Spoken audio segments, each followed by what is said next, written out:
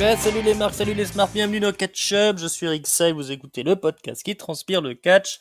Toutes les semaines, ici, on résume et on analyse les émissions de la WWE, SmackDown, Monday Night Raw, et on se retrouve aujourd'hui pour un super catch-up où on va vous reviewer, je sais pas si ça se dit ça en français, on va vous parler de Monday Night Raw, de SmackDown.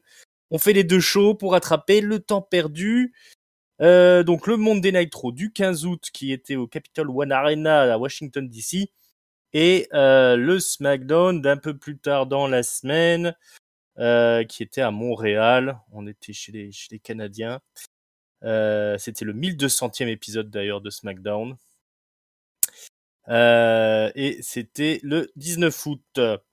Pour m'accompagner dans cette lourde tâche, le high flyer de catch-up, Raphaël. Comment ça va, Raphaël? Yeah, Shooting Star Press, je suis là, ça va bien, et toi Ringside?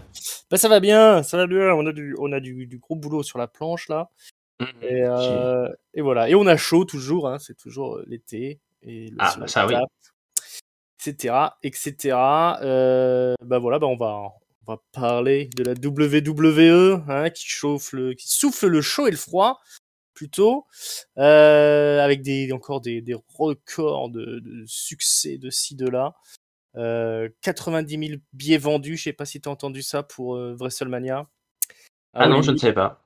Mhm. Écoute, plus grosse vente de billets à l'ouverture en une journée.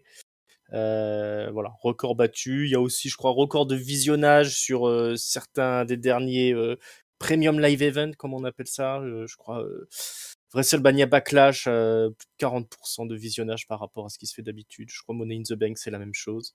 Ouais, bah ça nous fait un peu du mal, hein, ce changement de nom, parce qu'autant PPV, on s'était habitué pour pay-per-view, autant PLE pour Premium Live Event, ça Ouais, fait un petit peu plus système bancaire, ouais. ouais, c'est un peu nul. C'est un peu bidon, mais bon, hein, il faut bien s'y faire. Ouais. Donc la WWE qui a bien la cote. Hein, avant de partir, Vince McMahon, il a bien remis la société sur les rails. Il y a du buzz depuis WrestleMania, depuis peut-être le passage de le retour de Steve Austin, l'utilisation de mecs de YouTube là comme Logan Paul, etc. Ça a redonné un peu de hype. Et puis avec le passage de Triple H aux commandes, maintenant on est la fédération cool à la WWE. Mais ça n'empêche pas de faire aussi des dégâts et des malheureux puisque on a appris la fin de NXT UK. Le grand projet NXT UK se termine en septembre. On a un dernier show qui va avoir lieu, un crossover avec NXT USA. Ça s'appelle World Collide. On a dans le dernier show NXT qui est passé. Alors c'est un show spécial qui est sous-titré Heatwave, avec quelques matchs de championnat, etc. Il y a eu une invasion des catcheurs de NXT UK, dont la bande, le clan Gallows, le clan des frères Kofi et de Wolfgang. Le nouveau champion Tyler Bate est passé aussi, sachant qu'ils ont spoilé un petit peu la prise de titre de Tyler Bate, puisque tout ça normalement a lieu dans un tournoi qui a lieu en ce moment et dont la fin n'a pas encore été diffusée sur le WWE Network et ni en France parce que ça passe sur AB1, NXT UK.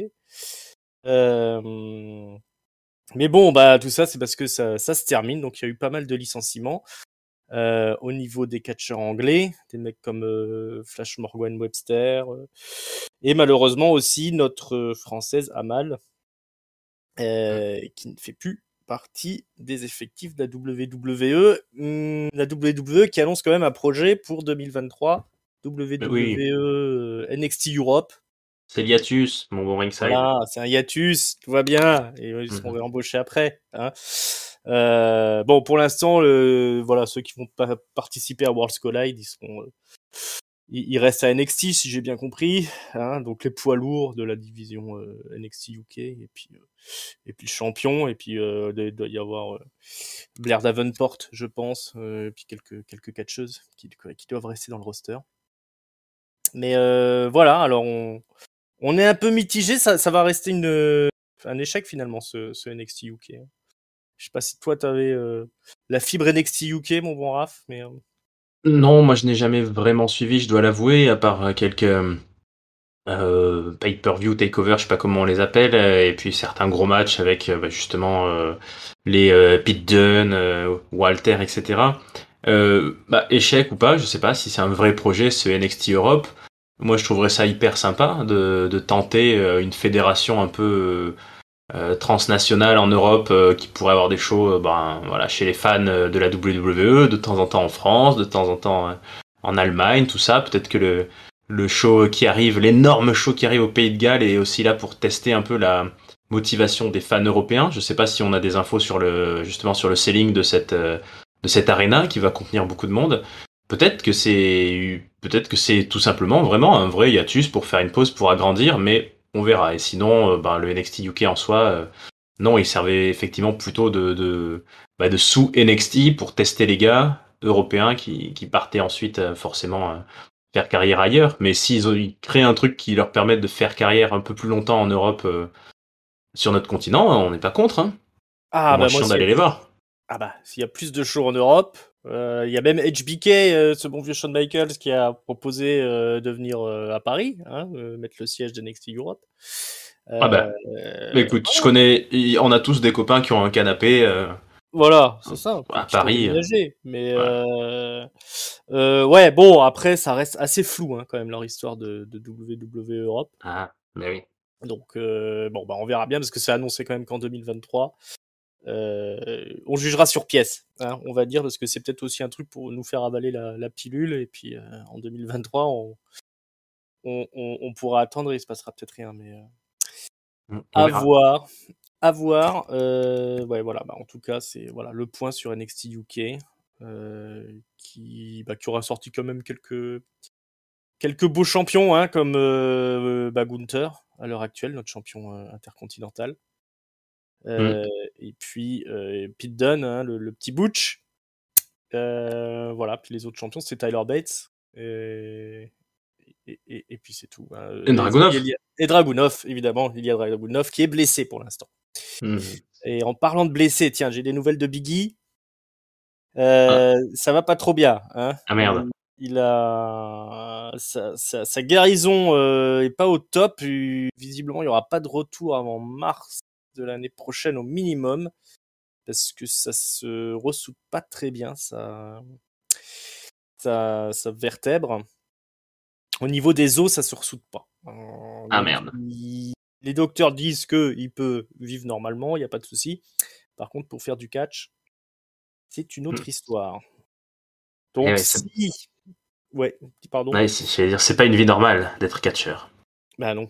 Mais non. Et effectivement, si tu as une vertèbre fracturée, ça doit pas être simple. Mais bon, bah si ça se vérifie, s'il nous a pas pipoté, pas de retour pour Biki dans l'immédiat. Hein. Mais on croise les doigts quand même pour lui. On lui souhaite, oui.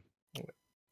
Allez, on va parler de Monday Nitro hein, quand même. Oui, On est après sur cette le longue retour. intro, Voilà, hein, parce qu'on avait dit qu'on ferait vite, mais bon, il y a plein de news. Moi, j'avais envie de parler des news un petit peu. t'as bien raison, t'as bien raison. Ouais.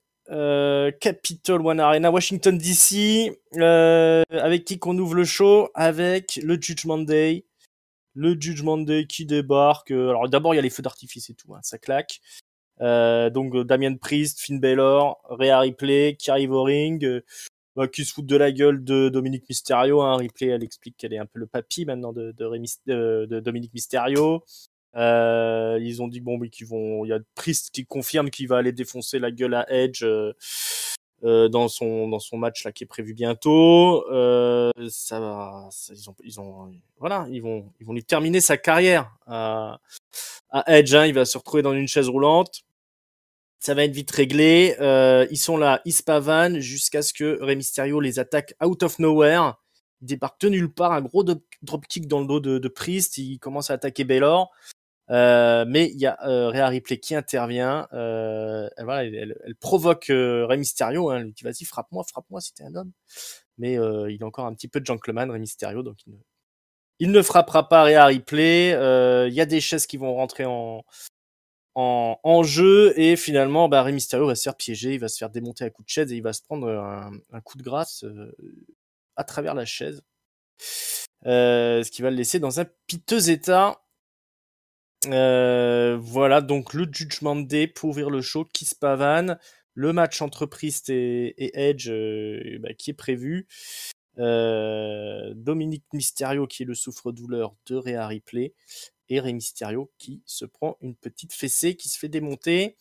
Est-ce que ça t'a plu ça pour ouvrir le show, cette si controversée faction là de Judgment Day? Oh, bah, controversé. En tout cas, c'est sûr que c'est pas peut-être ce qu'on attendait quand Edge a pris ça aux commandes et qu'on s'imaginait une énorme création de gang, mais ma foi, ben, ça leur fait une place, notamment, je pense à Finn Balor qui était pas brillant jusqu'à présent. On leur a mis un beau paquet sur l'entrée, les pyros, comme tu dis. Ça reste pour moi l'élément intéressant, c'est la présence de Rhea Ripley quand même qui se bat au milieu des hommes. Sans ça, ça manquerait de charisme. J'avoue que je suis pas très fan en 2022 qu'on joue encore autant sur le c'est une gonzesse, il ose pas la frapper. Et j'aurais bien aimé qu'elle lui défonce un peu sa gueule aussi, ouais. Rhea Ripley à Rey Mysterio là pour lui apprendre un petit peu à être trop polie là. Elle joue bien, hein, elle se positionne, elle est vite, elle se met à la place de ses copains pour éviter le coup, mais qu'elle mette un gros big boot, ça pourrait être pas mal non plus, ouais. Ouais. Et après, effectivement, alors ça va être une des très grandes questions qui nous attendent, c'est que nous avons un prochain show à Toronto. Donc, est-ce qu'ils vont aller jusqu'à porter le Judgment Day assez haut pour leur attirer une énorme hit et leur faire battre Edge? Ou est-ce qu'on va faire finalement comme à SummerSlam, c'est-à-dire au moment du gros climax, c'est les gentils qui gagnent quand même. Est-ce que la légende prend le pas sur les petits jeunes, même s'ils sont plutôt jeunes? Pas sûr, hein. Ouais, Voilà. c'est la grosse question. J'étais pas sûr, ouais, donc c'est la semaine prochaine à Toronto, hein, le match entre Edge et Damian Priest. Ouais. Je voulais pas dire de bêtises, mais effectivement, c'est bien ça. Ouais, comme tu dis, moi je suis aussi un petit peu dans l'expectative. Est-ce que Edge va enterrer le Judgment Day ou est-ce qu'on va en profiter pour l'humilier chez lui à domicile et pusher un peu plus haut le Judgment Day? Ça serait plus logique parce que c'est quand même eux l'avenir, hein, mine de rien. Même si, à mon avis, oui. Edge, il a quand même une bonne année, voire deux à faire avec son nouveau personnage là de Babyface. Ouais, mais bon, comme on sait il prévoit d'être un peu intermittent aussi, toujours. Ouais, c'est ça le problème. S'il n'était pas intermittent, ce serait vite réglé. Mais en tout cas, je trouve qu'on rentre bien maintenant dans la rivalité, hein. Non, ça m'intéresse plus que au départ, cette histoire de Judgment Day. Finalement, je trouve que ça commence à bien se dérouler, notamment avec les humiliations constantes de Dominic Mysterio. C'est vrai, bon après on a du mal à je trouve à avoir de l'empathie pour lui avec sa coiffure on dirait il a la coiffure à peu près d'une jeune punk espagnole qui vient travailler l'été dans l'agriculture en France là et qui dort dans une caravane. Voilà. Mais ouais, bah c'est sûrement ce qui va jouer à Toronto. À mon avis, il va trahir Edge et il y avait de la tension entre les deux et permettre de donner la victoire à Damian Priest. Ça me paraît très cohérent. Ouais, il serait bien con, mais il en est capable. Il en est capable, cet abruti-là. Ouais. Ben voilà, bon bah on est plutôt finalement content de ce segment du Judgment Day pour ouvrir le show. Ensuite, c'est l'entrée en scène de Bianca Belair qui vient regarder ringside le match pour le tournoi de championnat tag team féminin de la WWE qui oppose Asuka et Alexa Bliss à Doudrop et Nikki H. Exactement 9 minutes et 1 seconde de match qui voit la victoire des gentils, hein, Alexa Bliss et Asuka. Après un match qui a fait gentiment popper la foule sur le finish notamment. J'aurais pas grand chose à dire moi là-dessus. Ça t'a plu? Oh, bah j'ai pas grand chose à dire non plus, mais on va en reparler plus longuement plus tard, je pense, de ce tournoi. On fera un petit bilan. Il leur donne des matchs assez longs, voilà, pas 10 minutes mais presque. Il les laisse interagir avec la foule. Ouais. Après, c'est pas le match le plus moche, hein, celui-là du tournoi. Non, c'est sûr. Après, c'est vrai que de toute façon, c'est un peu ce qui est compliqué avec ça, c'est qu'on sent que c'est un peu c'est mélangé avec la rivalité autour de Bianca Belair elle-même pour sa ceinture et pour la team Bailey et tout ça là. Du coup, ça fout un peu le bordel dans le niveau d'intérêt, je trouve, des matchs où voilà, le tournoi passe presque au second plan Et Ouais, finalement, souvent, il y a quelqu'un qui vient regarder dans les tribunes, au ringside ou à côté, et c'est ça qui fait la concentration du truc. Donc bon, ouais. on en oublie les matchs qui sont d'une qualité, bon, pas mauvaise, mais oubliable, justement. Ouais, exactement. Et j'ai oublié de mentionner qu'après le match, il y a Bailey, Io Sky et Dakota Kai qui viennent confronter Belair, Asuka et Bliss, puisqu'on aura le match 3 contre 3 à Clash at the Castle. Les officiels les séparent hein, avant qu'il puisse se passer quoi que ce soit. Mhm. Voilà, bah, comme tu dis, hein, le tournoi est un peu noyé cette semaine sous la préparation du match à Clash at the Castle. Euh, Kevin Patrick interview Theory, qui nous rappelle qu'il est toujours le Mr. Money in the Bank. Hein, on l'avait un petit peu oublié, Theory, c'était un petit peu absenté, il s'était pris une petite fessée au dernier pay-per-view. Et ben non, il est toujours là, il est toujours le futur de la WWE, la future du business. Et ben voilà, il faut se rappeler qu'il reste dangereux, mais il est interrompu par Dolph Ziggler. Dolph Ziggler qui le regarde comme d'habitude un peu de haut, qui lui explique que ben lui Ziggler, la mallette, elle lui a pas été donnée, hein, il l'a mérité. Et c'est pour ça que quand il a caché la manette, ça avait un sens. Hein. C'est pour ça que c'était impactant à l'époque. Il oublie aussi la fois où on lui a donné la ceinture, je crois, de champion, hein, Ziggler. Ah oui, mais là, il parle de la mallette. Là, il parle de la mallette, voilà. Hein. On sera d'accord avec lui. Théorie se fout un peu de sa gueule. Hein. Il dit de toute façon, toi, t'es un has-been. On s'en fout de comment t'es devenu champion. De toute façon, après, t'as merdé ta carrière. Et moi, je ferai pas comme toi. Je vais pas merder ma carrière une fois que j'aurai caché ma mallette. Je resterai champion ad vitam aeternam. Parce que toi, t'es vraiment qu'un gros loser de merde. Ziggler, ça lui va pas. Il lui met un gros coup de boule dans la gueule. Ça commence à se bastonner sec. Ça se bastonne sec même pendant la pub. Et du coup, il n'y a pas le choix. Hein. Ce soir, il y aura un match en main event entre Theory et Ziggler. Une petite rivalité qui dure depuis quelques semaines maintenant, hein, puisque depuis qu'il est revenu, Ziggler, il a comme cible Theory. Qu'est-ce que tu as pensé de cette petite interview et de cette petite altercation là entre les deux catcheurs? Bon, bah, très bien, c'est ce qu'il fallait là. On sait pas trop vers quoi ils allaient avec ce Ziggler qui toisait comme ça sans arrêt Théorie. Donc, bah, peut-être arrivé un petit peu vite, je trouve, même si c'est peut-être pas la fin de la rivalité déjà, mais le match arrive un petit peu vite. Mm, Ça aurait pu mériter, on verra. Clash of the Castle est dans 3 semaines. mm. Ou on verra si Théorie a un programme et tout ça, mais il mériterait bien parce que je pense qu'un pay-per-view solo, Dolph Ziggler, ça fait un moment qu'il a pas eu de match. Bon, bah, un main event de Raw non plus, donc c'est bien aussi. Il mérite. Il mérite, mais oui, Ziggler, il est pas mal. Moi, il me fait penser à Shawn Michaels quand il était jeune. C'est le Euh, futur, ça, Shawn ouais, Michaels. un vieux Shawn Michaels. Ouais, non, c'était sympa cette interview qui se termine par un bon coup de boule là. C'était bien écrit, euh, bien punchy pour amener le main event. Hein. Et puis ouais, Ziggler, ça reste un pilier de la WWE maintenant, un vétéran. Bien sûr. C'est très bien pour une première confrontation, enfin pour une rivalité avec Theory, c'est exactement ce qu'il faut. Comme tu le dis, j'aurais pas été contre voir ça à Clash at the Castle. Mais depuis que Triple H est aux manettes, pardon, il faut des gros matchs à Monday Night Raw, donc ben, pourquoi pas cet affrontement-là dans le main event. Euh, Sarah Schreiber interview Ciampa et Miz dans les vestiaires. Donc Ciampa, il nous rappelle qu'il était arrivé à deux doigts hein, de gagner le titre US la semaine dernière face à Bobby Lashley. Mais bon, il y a pas on donne pas de trophée pour la participation hein, à Monday Night Raw. Donc, il va rester focalisé sur le championnat. Ils vont y arriver quoi qu'il arrive. Dès qu'il y aura une prochaine opportunité, le Miz met toute la responsabilité de la défaite sur AJ Styles. Il explique que tout ça, c'était encore une fois comment dire, les manigances de Jay Styles hein, pour pourrir la vie du Miz. Mais il est quand même fier de Ciampa. Ciampa, voilà, ils prennent une petite photo qu'il a mis en. Il offre à Ciampa en fait un pendentif avec une photo où on les voit tous les deux ensemble. Ciampa trouve ça awesome.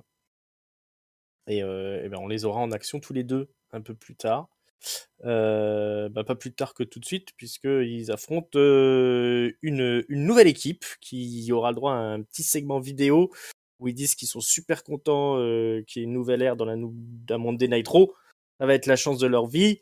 Ils y croient à mort. Mustafa Ali et Cédric Alexander qui vont affronter donc Ciampa et le Miz. Ils vont bien se défendre, hein, les deux gaillards. Ça va y aller là, les High Flyers et les compagnies. Mais ils seront quand même battre par le Miz et Ciampa. C'est Ciampa qui mettra un point final au match avec un bon coup de genou et son finish, le Fairy Tail Ending. Voilà, victoire du Miz et de Ciampa. Leur association continue. Et Mustafa Ali et Cédric Alexander qui sont hyper positifs malgré une grosse défaite. Qu'est-ce qu'on en pense de tout ça, mon brave? Bah écoute, moi j'aime bien le projet. Enfin, franchement, si on m'avait dit, Ciampa pour le coup, c'est quelqu'un que j'ai beaucoup suivi à NXT, hein, que j'ai beaucoup aimé. On m'aurait dit, bah, tu vois, là, on va le lancer dans le main roster. Ça va être le nouveau petit valet du Miz. Honnêtement, je me serais dit, mais putain, c'est n'importe quoi entre un brawler là qui venait sans musique d'entrée et tout, qui était vraiment le wrestler pur. Et puis le Miz, faut pas déconner, mais ça marche, je trouve. Ouais, ça marche Euh, toujours. ça marche, ça marche bien parce que le Miz, il sait faire. C'est peut-être Bah oui. son 10e poulain. Là, un jour, il faudra faire un Hall of Fame de ceux que le Miz a aidé. Ça marche bien. Et puis, ben, écoute, ma foi, bon, bah, on a un peu des problèmes. Les scènes tag team, c'est chiant parce qu'il y a plus de ceinture, puisque c'est toujours les mêmes qui les ont. Ouais. Mais sinon, elle est sympa cette équipe justement de double style, un peu la belle et la bête, enfin le beau et la brute. Ouais. Après, bon. Mustafa Ali et Cédric Alexander en face, bon bah voilà, c'est une énième itération de ces tag team high flyer low card. Hein. À une époque, il y avait Ricochet aussi dans tout ça. Bon, bah on leur donne un petit peu plus de temps à voir. Ils abandonnent pas le projet que sont les deux garçons. Enfin, Mustafa Ali, on a essayé un peu. Alexander un petit peu moins, mais ils sont pas en soi, ils sont bons. Hein. Moi, je suis pas partie de la team de ceux qui vont dire que c'est des low carders, c'est des nazes. Ils savent faire le high fly et les jolies prises. Donc bon, bah voilà, pour le moment, ils se font marcher dessus, mais on va voir s'ils ont un peu plus de temps. Ouais. Belle team de high flyer out of shape, les deux là. Ouais, bah moi je suis d'accord avec toi. Si on peut avec le Miz, ça fonctionne super bien, contrairement à ce qu'on a l'habitude d'attendre. Évidemment, hein, ce serait un booking de Vince McMahon. On serait là à dire c'est dégueulasse. C'est l'ancien champion NXT, on en fait le larbin du Miz. Mais non, mais c'est comme ça qu'il faut commencer quand tu arrives dans le main roster. Et Ciampa, il a bien compris. Et il fait bien le boulot comme il faut pour assurer aux côtés du Miz. Et effectivement, si un jour les Usos veulent bien lâcher les ceintures, au moins une des deux paires de ceintures qu'ils ont, Ciampa et le Miz, ce serait une équipe parfaite pour reprendre un peu, pour redonner des couleurs un peu à une division tag team à Monday Nitro. On attend, voilà, on veut voir la suite de tout ça. En tout cas, c'est pour Ciampa, c'est ce qu'il faut pour démarrer et il fait le boulot comme il faut. Hein. Bon, Ali et Alexander, fallait pas les mettre ensemble les deux. Hein. C'est deux trop gros losers, quoi. Ça démultiplie par 10 leur potentielle lositude, quoi. Donc, je serais d'accord pour les voir continuer en tag team, mais avec quelqu'un d'autre. Il faut qu'ils aient chacun de leur côté un mec balèze, quoi. Tu vois, pour avoir une équipe un peu à la Art Foundation, quoi. Là, si tu mets les deux zigotos là ensemble, ils vont aller nulle part, quoi. Ils vont faire des bons matchs où ils vont perdre, quoi. C'est tout. Oui, mais il en faut peut-être des équipes Il en comme faut ça. aussi des équipes qui perdent. Ouais. Donc, si ça les dérange pas, c'est aussi ça le métier de catcheur. Hein. Tu peux pas. Il faut des figurants. Il faut des figurants, c'est vrai. Mais bon, c'était sympa. Du coup, c'était sympa, hein, regarder tout ça. On s'est pas ennuyé. Et on a enchaîné sur des nouvelles d'un autre grand blessé de la WWE. On a parlé de Biggie, mais il faut pas oublier Ezekiel. Ezekiel qui s'est pris une méchante powerbomb par Kevin Owens là, sur le tablier du ring. Ça va pas très bien. Il est pas prêt de revenir visiblement. Ezekiel, hein, il est à l'hosto. En plus, il est encore dans son costume de catcheur, quoi. Et il y a toute sa famille qui est venue le voir. Et on a notamment l'intervention de son père, Ernie Junior, qui menace carrément Kevin Owens. Hein. Et si j'arrive à mettre ma main sur Kevin Owens, ça va mal se passer. C'était un segment assez court, mais diablement intriguant, hein, puisqu'on a vu toute la famille d'Ezekiel qui ont des bonnes gueules d'Ezekiel quand même. Hein. Je sais pas ce que tu en as pensé. Alors, les chiens font pas des chats, comme on dit, mais cette photo était magnifique. Hein. Moi, j'ai envie de me l'encadrer parce qu'il y a tout dans cette photo. Comme tu dis, il y a le catcheur encore dans sa tenue de combat, qui regarde sa famille avec un petit sourire, triste à la fois de se retrouver dans cet état, mais heureux d'être auprès de ses proches. Et puis, voilà, ça permet de revoir Elias, de revoir tout le monde. Non, j'ai trouvé ça beau, esthétique. Esthétique, ouais. On aurait dit un tableau. Un tableau, ouais. Pour que vous compreniez bien, c'était un traficage de photos avec le visage de... Bah si, j'ai regardé. Moi aussi, j'ai pas cru au départ. J'étais là, qu'est-ce qui se passe? Mais non, c'est photoshopé. C'est le visage de Ezekiel apposé sur plusieurs personnes. Et son père, je pense que c'est le Ezekiel habilement maquillé. Mais je suis pas sûr. Mais je me demande ce que ça va donner face à Kevin Owens parce que on va en parler. Il est dans autre chose, Kevin Owens. Il est sur d'autres rails. Pourquoi? Parce qu'il y a Drew McIntyre qui débarque au ring. Figurez-vous. Alors qu'on nous montre qu'il y a Wally dans le rappeur dans le public. Qu'on vous dit qu'il y a de la hype à la WWE. Drew McIntyre donc qui débarque. Alors il y a un petit feu quand même dans une poubelle hein, pendant qu'il est en train de marcher vers le ring dans les backstage. Ce qui se passe des trucs bizarres dans les backstage de Monday Night Raw en ce moment. Mais bon, là pour l'immédiat, c'est McIntyre qui arrive au ring. Il se dit que ça le surprend pas de pas voir Roman Reigns ce soir, hein, puisque de toute façon il revient jamais au ring. Hein, il bosse plus. Roman Reigns, il est là de temps en temps. Il va régler son compte à Roman Reigns. Hein, il a prévu de gagner. Et il a prévu de défendre le titre à chaque Premium Live Event, à tous les Live Events, à tous les Weekly. Il sera là tout le temps. Un bourreau de travail, ce McIntyre. Alors, il y avait des rumeurs comme quoi il avait une blessure au dos, hein, qu'il se sentait pas bien, tout ça. Il explique que ouais, il avait mal au dos à force de tenir la compagnie là depuis des mois et des mois, depuis 2 ans, hein, même précisément. Donc allez, qui c'est que vous voulez voir McIntyre affronter Ciampa, AJ Styles, Seth Rollins, Karrion Kross. Passe tous les noms là, les gens pop plus ou moins en fonction des personnes mentionnées. Et là-dessus, qui c'est qui débarque? Kevin Owens. Kevin Owens. Alors là, McIntyre, il dit tiens, Kevin Owens, on pourrait faire un match et tout. Kevin Owens, ça le fait pas marrer. Il dit tiens, comme par hasard, quand j'arrive, tu dis mon nom, c'est un peu facile. Écoute, tu me fais bien rigoler.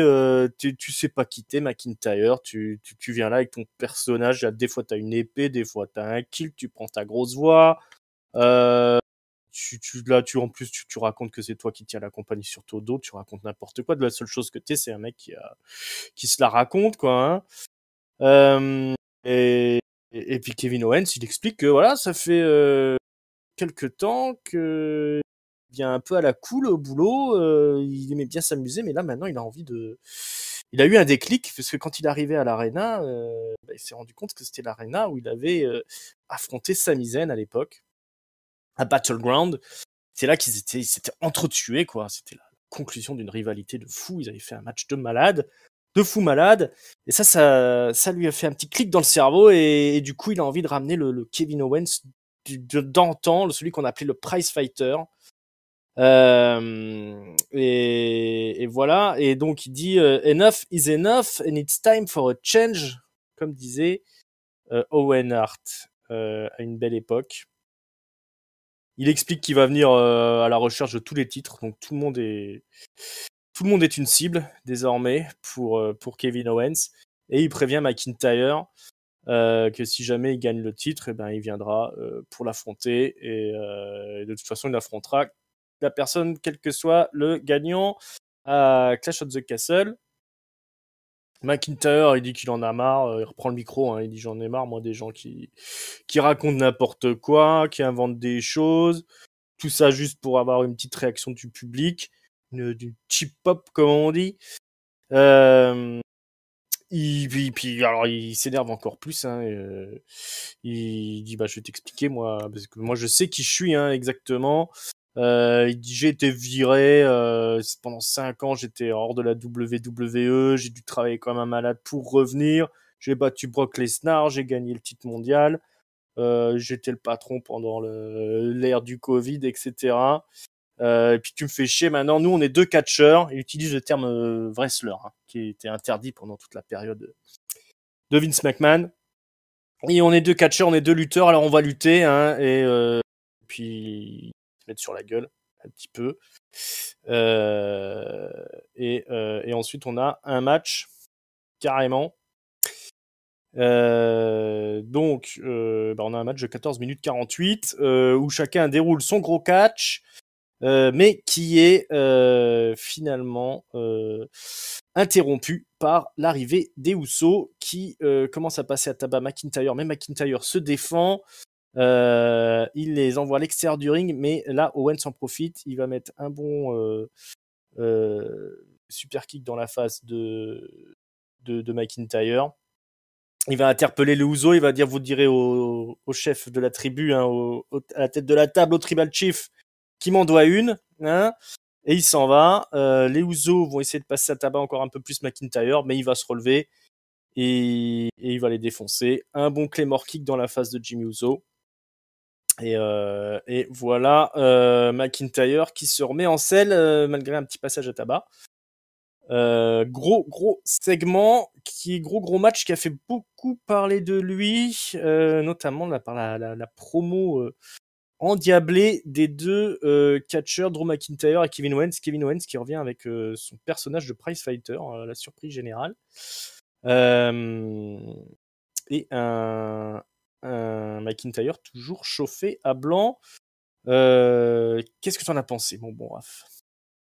Bah, honnêtement, moi je trouve que Kevin Owens il change pas tant que ça, hein, parce que il est rarement passé dans la low card et le comedy wrestling. Alors ok, il était contre Ezekiel, ok, il nous a bien fait rire au micro, mais ça a quand même toujours été ce même putain de bagarreur qui envoie les mecs sur les arêtes du ring ou sur le rebord, ou qui fait des powerbombs, ou qui fait tout ce que tu veux. Donc pour moi, Kevin Owens reste le même et c'est ça qui est bon.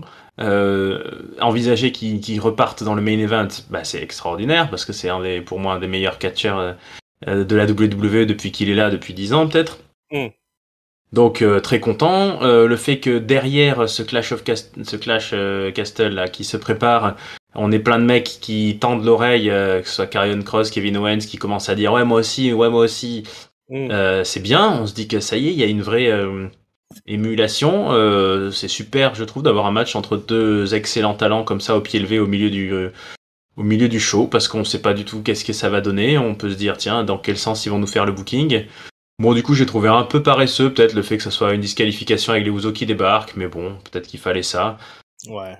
Et je sais plus. Ouais. Je pense que le final c'était même un stunner, hein, qui place sur Drew, non, Owens, avant de dire. Ouais, c'est possible, ouais. Ouais. Donc tout ça m'a bien plu. Tout ça m'a vraiment plu, et Kevin Owens, ben, il mériterait, hein. Là encore, c'est pareil, mais c'est chiant que ça soit toujours les mêmes qui soient champions, même si c'est beau d'avoir un règne historique de 700 jours, mais Kevin Owens, il en mériterait encore un ou deux, un titre mondial ou mondiaux, ou même, puisqu'il dit qu'il vise tout le monde, on peut très bien envisager une feud contre Bobby Lashley, ça serait sympa aussi, donc très content de tout ça, ouais. Et puis Drew McIntyre, ben, on l'avait déjà prédit, hein, mais même s'il était dans le bas de la carte avec les Madcap Moss et tout, il claque des doigts, il dit 2-3 phrases, il fait 2-3 claymores et c'est reparti, quoi. Exactement. Il y a 2 ceintures mondiales, hein, alors ça serait bien qu'il en laisse une quand même, Roman Reigns, hein, un peu comme Bah les oui. Usos, parce que alors je pense qu'ils sont très contents de Roman Reigns à l'heure actuelle, qui est quand même au-dessus du lot au niveau charisme, etc. Donc ça Ah fait oui, bien toujours sûr. bien d'avoir le mec, le champion, débarquer comme ça. Et visiblement, il commence à remplir les stades. Mais par contre, ouais, c'est toujours bien quand même de monter des gars dans le main event. Bah, bon, en même temps, Kevin Owens, il faisait le main event de WrestleMania cette année, face Ah à oui. Steve Austin. Mais c'est vrai qu'il a eu des années où son booking était un petit peu bizarre parce qu'il disparaît souvent. Il revient, il a quand même affronté Roman Reigns il y a pas si longtemps. Mais bon, ouais, il a de trop longues absences. Kevin Owens peut-être sur les dernières années. Là, il joue un petit coup. Voilà, on essaie de faire revenir le Prize Fighter. On casse un peu avec le personnage qu'on avait ces derniers mois. Même si, comme tu le dis, moi je suis d'accord avec toi, le personnage finalement c'est à peu près le même, hein. De toute façon, on sait que Kevin Owens, il a ce truc de gros mytho, quoi. Effectivement, il va jouer le fight so when fight, mais s'il peut utiliser un raccourci, tricher ou faire quoi que ce soit, il va pas se gêner, hein. Puis Bah, c'est ça. il est souvent pleutre aussi. C'est pour ça qu'on l'aime bien, parce que c'est un personnage Il est complexe. humain. Voilà, il comme on les aime. Bon, en tout cas, ouais, c'était vraiment un segment qui était très réussi. Alors c'est un peu facile de jouer toujours la carte de dire oui, maintenant les choses ont changé. Bah, Jouer la oui. carte du wrestler au lieu du sport entertainer, etc., etc. Mais bon, Surtout qu'en vrai, honnêtement, le mot a beau être interdit, dès qu'ils peuvent jouer là-dessus, que ce soit avec Cody Rhodes contre le ben Miz, oui. ça se dit du wrestler, hein, on l'a entendu, Mm. hein. Voilà, donc on en fait tout un. Mais ils ont raison de capitaliser là-dessus parce que Ah oui, finalement c'est ce que il y a beaucoup de gens qui attendent ça, même si nous on n'est pas vraiment dupes, mais si ça permet de donner une hype au weekly qui était un petit peu en perdition au niveau de Raw, de récupérer une certaine partie du public, autant ne pas se gêner, hein, parce que ça a fait son effet, hein. Tout le monde a dit que c'était une des meilleures promos des dernières années, etc., etc. Donc voilà, mission accomplie là pour bien booster le programme en milieu de show. Par contre, ouais, petit warning, il faut pas faire ça trop souvent, quoi. Mais en tout cas, là, on va le vérifier tout au long des weekly, mais il y a quand même une volonté de remonter un petit peu tous les personnages, hein, de reconstruire un petit peu ces personnages pour Triple H, hein. Il n'y a pas encore vraiment de rivalités qui sont vraiment montées, mais en tout cas, il y a un travail sur les personnages. On en reparlera à la fin de l'émission. Pour la suite des opérations, Seth Rollins qui arrive au ring, qui dit qu'il veut être en première place pour voir le Riddle annoncer sa prise de retraite, hein, puisqu'aujourd'hui Riddle va parler, hein, on sait qu'il est blessé, etc. Donc pour Rollins, hein, c'est simple. Aujourd'hui, il prend sa retraite, hein.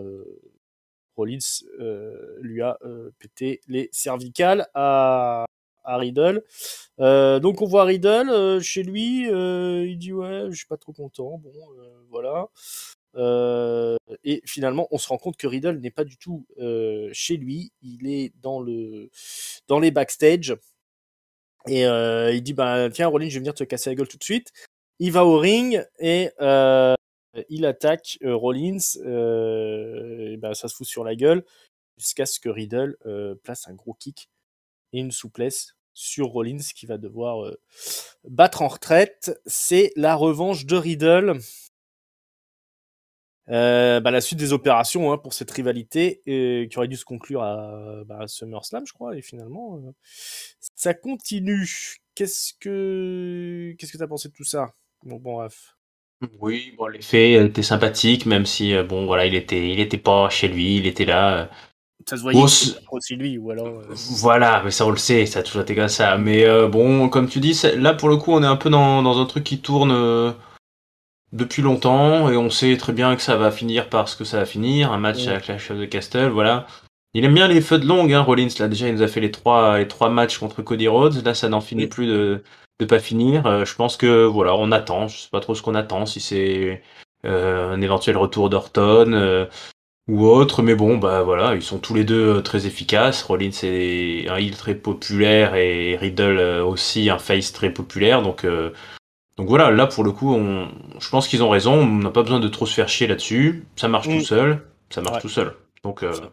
voilà. Bah, quand t'as deux personnages qui sont bien foutus comme ça, tu les mets s'affronter l'un contre l'autre. Il y a tout qui est faible, hein, la blessure de Riddle, elle est pas du tout véridique.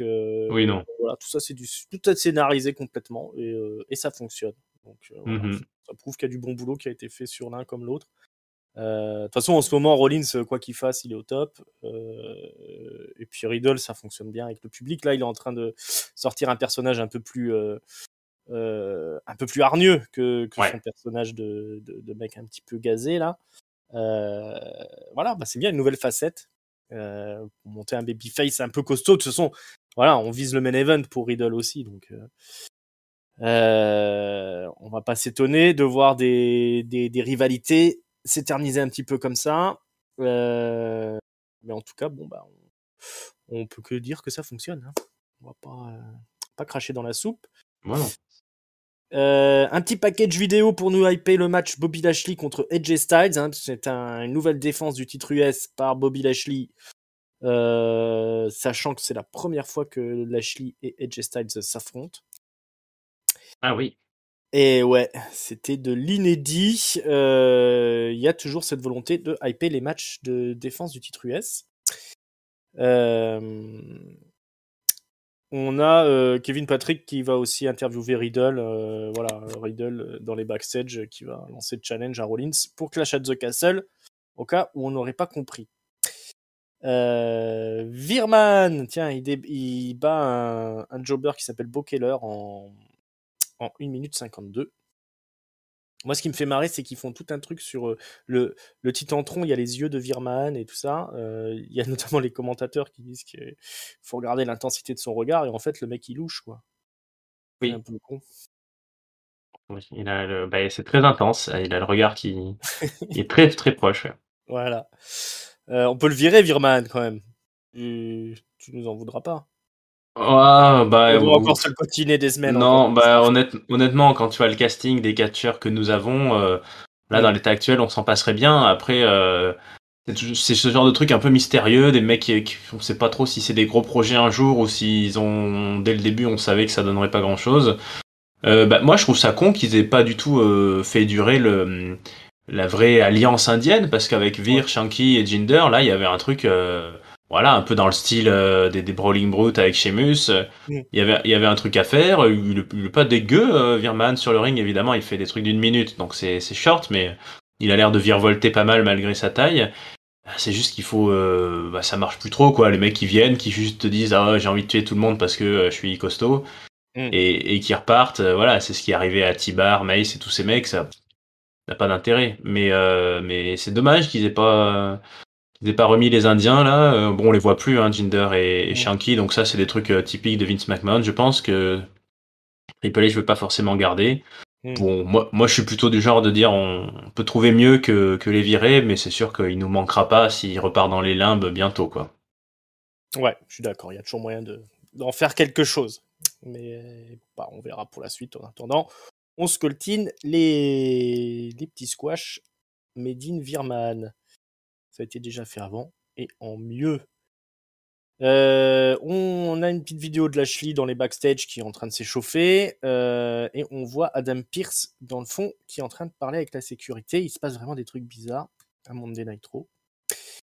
Ensuite, interview de Dakota Kai, Bailey et de Io Sky qui disent qu'elles vont gagner le tournoi. Il y a Dana Brooke qui débarque. Elle menace un peu Dana Brooke. Dana Brooke dit qu'elle a pas peur. Dakota Kai lui dit quand même, tu devrais avoir peur un petit peu. Et après, bah, ce sera un peu plus tard, pardon, qu'on aura le match entre Dakota Kai et Dana Brooke. D'abord, on a Bobby Lashley qui affronte AJ Styles. Donc, gros match, évidemment, entre les deux. Que ce soit AJ Styles, que ce soit Lashley, ça sort son plus beau catch. Hein. On déroule, comme on aime. On sent qu'ils sont quand même un peu moins bridés. On est encore un peu plus dans l'intensité là au niveau du déroulé du match là, de l'utilisation des prises. Il y aura une intervention d'Umiz et de Ciampa qui viendront aux alentours du ring. Le Miz va se prendre un méchant spear par Lashley, alors que il y a un mec qui est sorti de la foule pour essayer de s'incruster dans le match, où on ne sait pas trop. C'est Dexter Lumis qui se fait arrêter par la sécurité. Après, on a bizarrement Ciampa qui se fait éjecter des abords du ring par l'arbitre. Alors qu'il est venu accompagner personne en fait, Ciampa, à part le Miz qui est pas dans le match, mais c'est pas grave, on fait le petit truc de l'arbitre qui éjecte le catcheur des abords du ring. Jusqu'à la victoire de Lashley sur AJ Styles quand même. Lashley qui évite un phénoménal forearm et qui place un spear pour la victoire après un match très très intense. Hein. Ça a duré un bon moment. Alors beaucoup d'intensité dans ces matchs-là, hein, depuis que c'est Hunter aux manettes. 21 minutes 47 de match, hein, c'était un gros match. Il y a un truc que j'ai pas mentionné tout à l'heure, je crois, c'est que McIntyre, il a failli tuer les Usos quand même, à un moment donné, quand il a balancé Jimmy sur Jay par-dessus la troisième corde. Là. Je dis ça juste pour préciser qu'il devrait quand même faire attention, parce que trop d'intensité dans les weekly, l'accident est vite arrivé. Hein, et ça n'a pas manqué là quand même sur les Usos on a failli perdre les deux en même temps. Hein. Et je crois que c'était un petit peu pareil dans ce match entre Lashley et Styles. Qu'est-ce que tu as pensé de tout ça? Alors, cette défense de titre US qui apparemment va devenir une tradition toutes les semaines, et puis les interventions de Loomis, et puis aussi éventuellement de Ciampa et Miz. Ouais, comme on a dit, j'avais dit ça aussi sur le Discord, on est dans une période où il y a plus vraiment de feud au long cours en cours justement, à part peut-être justement Rollins et Riddle. Donc on construit des trucs. Ça crée pas une grande continuité entre les shows, mais chaque show est un produit de qualité avec des gros matchs. Donc la foule est contente au moins. Sur les derniers Raw et SmackDown, je me fais toujours cette analyse à la fin d'un show. Je me dis, est-ce que j'aurais été content si j'avais payé pour voir ça? C'est-à-dire pas juste on va dire l'épisode au sein d'une plus grande histoire, mais juste le moment. Et là, oui, des matchs comme ça d'une vingtaine de minutes, t'es forcément content. Il y a un peu tout le monde, on sait plus trop d'où ça vient, pourquoi il y a AJ Styles et le Miz, alors ça revient des histoires de Logan Paul. Je crois que c'est même AJ Styles qui lance l'histoire du Tiny Balls, un truc comme ça. Ouais, c'est fort possible que c'était dans une de leurs premières affrontements verbaux. Donc tu vois, autant Kevin Owens, j'ai beaucoup d'espoir pour les prochains mois et les prochaines années, autant AJ Styles, à moins d'un changement, il a l'air d'être plutôt tranquillement en train d'accompagner sur la pente douce et il fait ça bien. Et c'était cool. C'est vrai que c'était une position de style avec Lashley. Moi, j'ai trouvé que c'était assez réussi l'arrivée de Dexter Lumis parce que déjà, je l'ai pas identifié de suite. J'ai cru que c'était Logan Paul justement. Ça ressemblait un peu à son style aussi là, avec sa petite capuche et tout. Et la sécurité lui est sautée dessus, vraiment, je trouvais ça assez bien fait, comme si vraiment ils n'avaient pas été mis au courant. Alors que d'habitude, les mecs de la sécurité, c'est plutôt les gens on connaît, qui se prennent un coup sur la gueule et qui se relèvent plus pendant 10 minutes. Non. Ils ont fait leur taf. Ouais, curieux de voir ce qu'ils vont faire avec ce garçon que moi j'aimais bien à NXT, qui, sans être Bray Wyatt ou autre, avait une sorte de style, d'entrée. Enfin, je crois qu'ils avaient vraiment bien réussi à jouer avec la gueule qu'a ce mec. Ses yeux, justement, tu parlais du regard tout à l'heure. Lui, on peut dire qu'il les a, les yeux revolver. Voilà, son côté dessinateur, là, tous ces trucs un peu bizarres qu'il avait fait à NXT. Je pense qu'il mérite le main roster. À voir ce qu'ils en font avec. Mais tout ça est plutôt plaisant, peut-être un peu bordélique, quand même. Et au final, voilà, le titre US devient un titre un peu de gala, comme il a souvent été avec John Cena ou autre. C'est moins un titre de feud au long cours. Homos a disparu, tout ça. Donc voilà, Lashley, je pense qu'il est parti pour nous faire ça encore quelques semaines. Peut-être qu'il va défendre ça contre le Miz, justement, contre Ziggler, contre d'autres gars. Pourquoi pas, c'est bien aussi, ça continue de l'installer dans sa stature de mâle dominant avec son petit tentron, lui qui est toujours aussi superbe. Donc Lashley, lui, c'est un beau produit, c'est une belle réussite de Vince, il faut garder ça. Ouais, comme tu dis, ils ont mis le temps, mais ils ont réussi à en faire quelque chose de vraiment important, Bobby Lashley, vraiment impressionnant. Ouais, il y a la touche Triple H dans cette histoire avec le Dexter Loomis, là, comme tu dis. C'est un peu expérimental, presque, ce qu'ils font avec des petites scénettes là où il se passe des trucs dans le fond. Il faut rester du coup accroché à regarder le show si tu veux saisir un peu la subtilité du truc. À voir si sur le long terme ça fonctionne, ce genre de choses. Après, je suis d'accord avec toi. Effectivement, il y a du gros spectacle du coup. Et c'est vrai que pour les gens qui ont payé leur place, c'est pas mal du tout, parce que se taper un show comme ça, on est presque au niveau d'un pay-per-view, quoi. Donc c'est niveau qualité des matchs, niveau des rencontres. C'était Tonton aussi qui souhaitait que les titres US et Intercontinental soient défendus dans les weekly, si on n'avait pas le Tu m'as droit à des fait. matchs. Eh oui. Si on n'avait pas le droit dans les premium live events, tout doucement, c'est visiblement ce qu'est en train de faire Triple H, même si c'est pas officiel, ça ressemble à ça quand même un petit peu. Ouais, bon, c'est dommage. J'aimerais bien quand même sur une grosse affiche de gros shows, on ait des titres US ou intercontinentaux, quoi. Je pense que le fait qu'ils le fassent pas officiellement, ça va leur permettre de mettre des matchs quand même Ouais. dans les premium live events. Mais du coup, je pense qu'ils ont compris qu'il fallait au moins défendre un titre chaque semaine dans les weekly. Vu que maintenant c'est comme ça, les gens ils veulent qu'il y ait des ceintures qui soient défendues. Sinon, il y a quelque chose qui manque. Donc voilà, effectivement, autant utiliser ces deux titres-là de la même manière. Ça donne du prestige au titre. Et puis ça permet de monter des champions. Alors, Bobby Lashley, il n'avait pas forcément besoin de ça. Mais c'est vrai que sur un mec comme Gunther, si tu veux continuer à le construire, autant qu'il ait plusieurs défenses de titre dans les semaines qui viennent. Ça en fera un champion plus marquant. Et puis ça l'aidera peut-être dans la suite de sa carrière.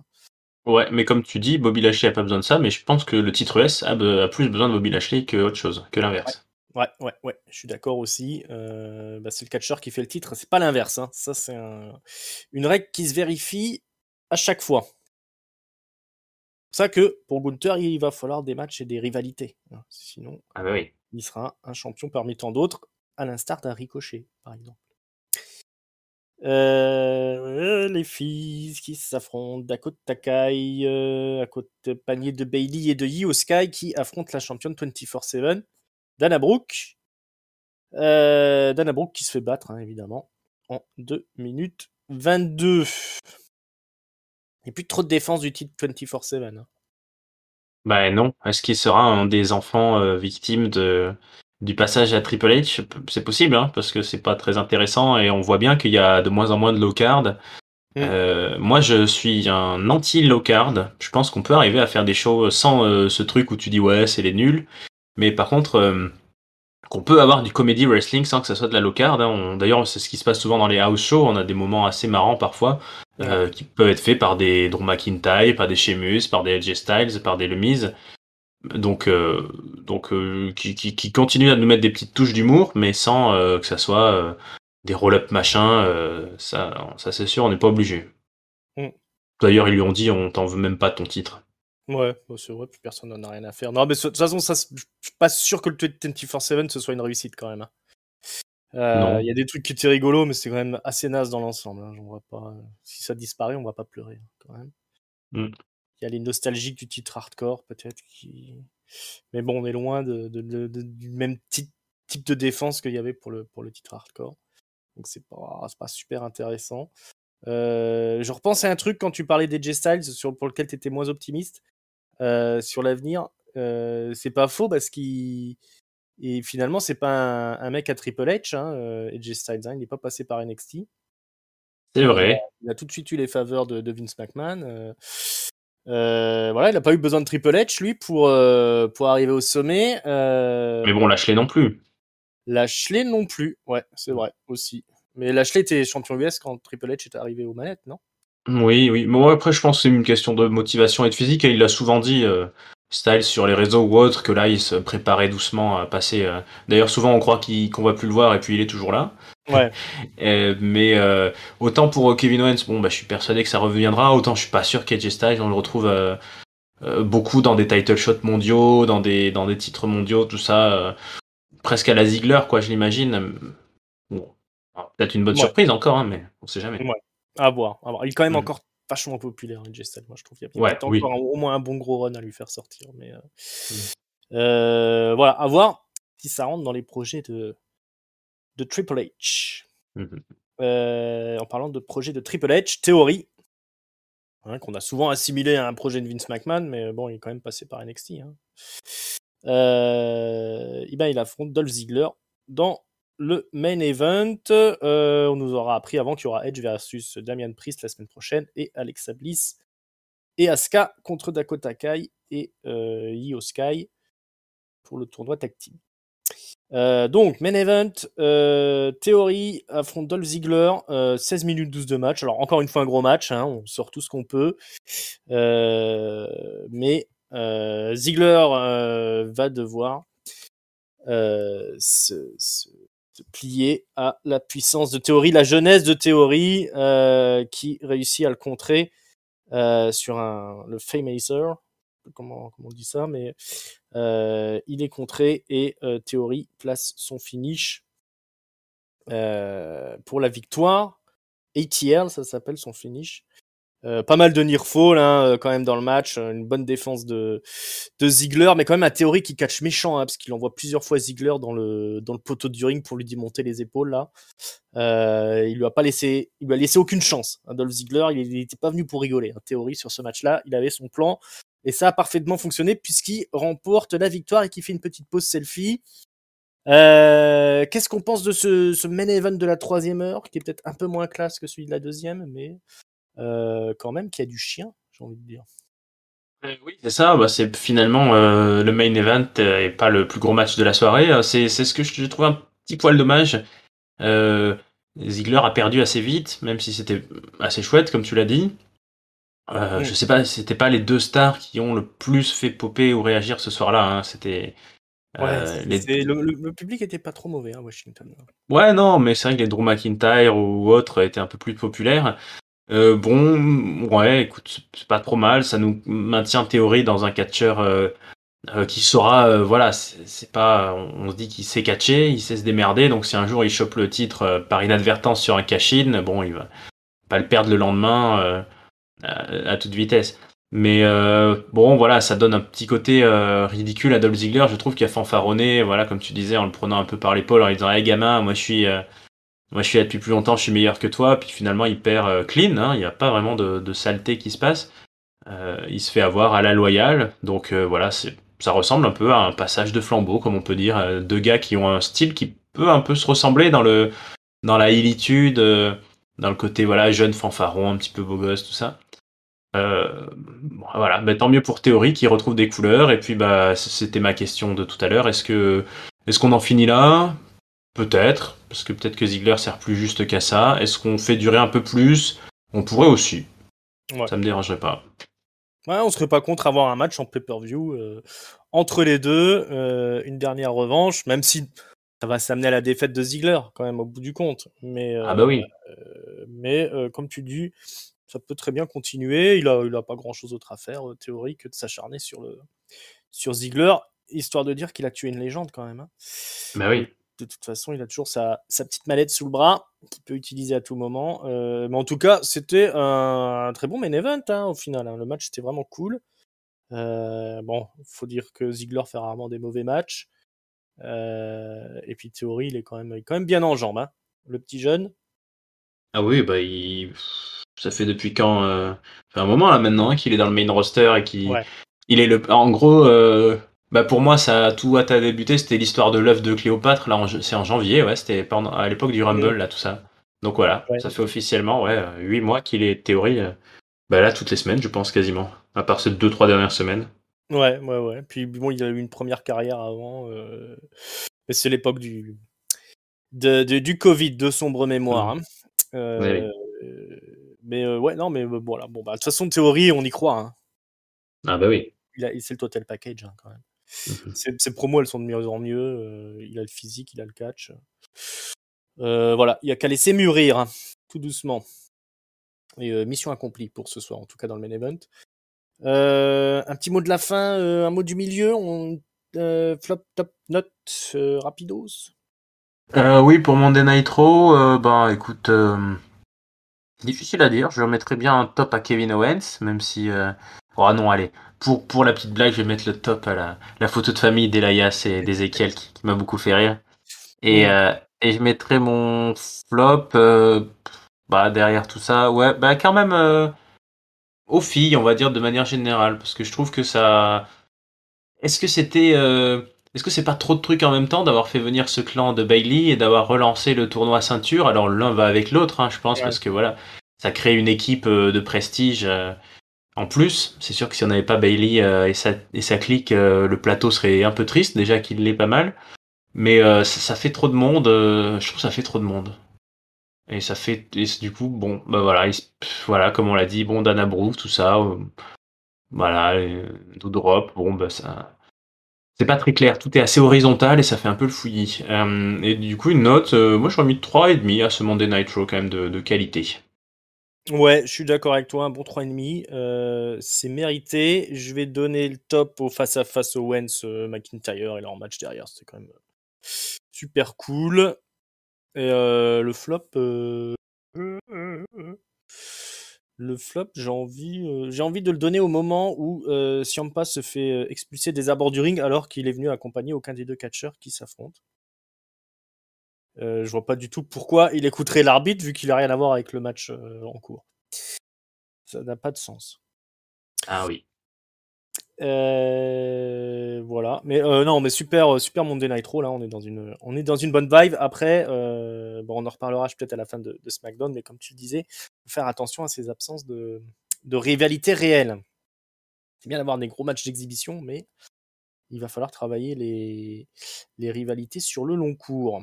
Les enchaînements, oui. Ouais. Mais bon, c'était quand Allez. même super digeste. Mhm. On enchaîne avec On enchaîne à propos. SmackDown Voilà. Montréal, 1200e épisode. On démarre avec, tenez-vous bien, rien de moins que Ronda Rousey qui débarque des abords du ring. On ne l'attendait pas. Euh, Qu'est-ce qu'elle dit? Elle dit que la semaine dernière, elle avait payé son truc, donc elle veut. Comme elle a payé son amende, bah, elle veut être réinstaurée à Monday Nitro. Euh, SmackDown. à SmackDown, pardon. Bah oui, parce qu'elle est Refutaro.